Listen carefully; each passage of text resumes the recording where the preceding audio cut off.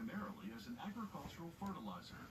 It's extracted from underground by either conventional mining or by injecting hot brine into the formation to dissolve potash and salt crystals. It then pumps the solution back up and separates out the potash in settling ponds. Potash is potassium chloride, the chemical compound KCl. It can be processed into a granular agricultural fertilizer or into a higher grade product for industrial use.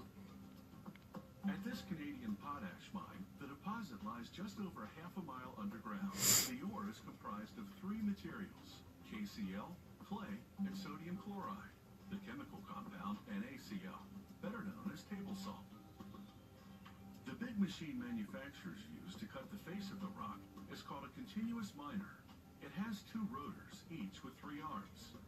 Each arm has 6 pairs of bits with carbide tips that grind the face of the rock, flaking off the ore. The rotor arms sweep the ore into the machine, which feeds it out the back onto bridge conveyors, a series of conveyor belts that lead to a main conveyor belt. Miners fasten sheets of polymer to the rock above to erect walls, which direct the flow of fresh air that's pumped down into the mine for ventilation.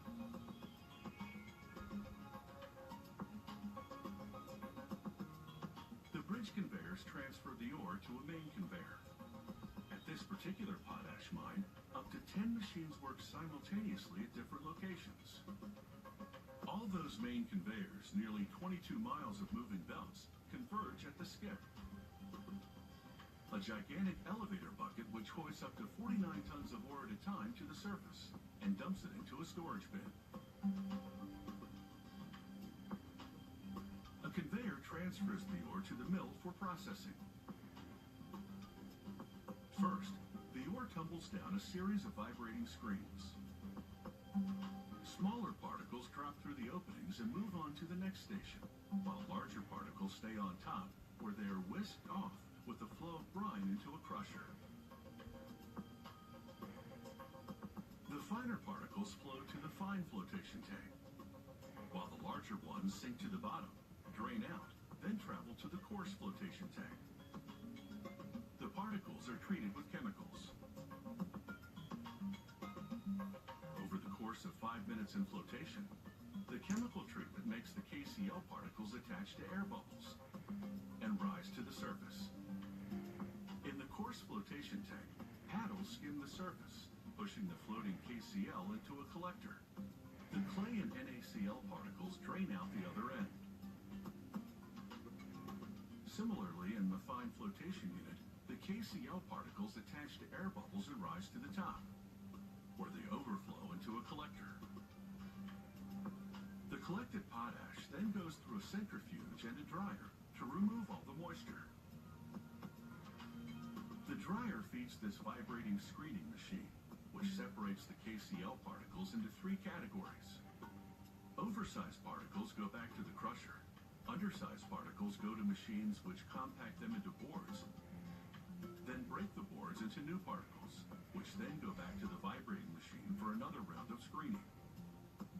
The final product-sized particles go directly to the shipping warehouse.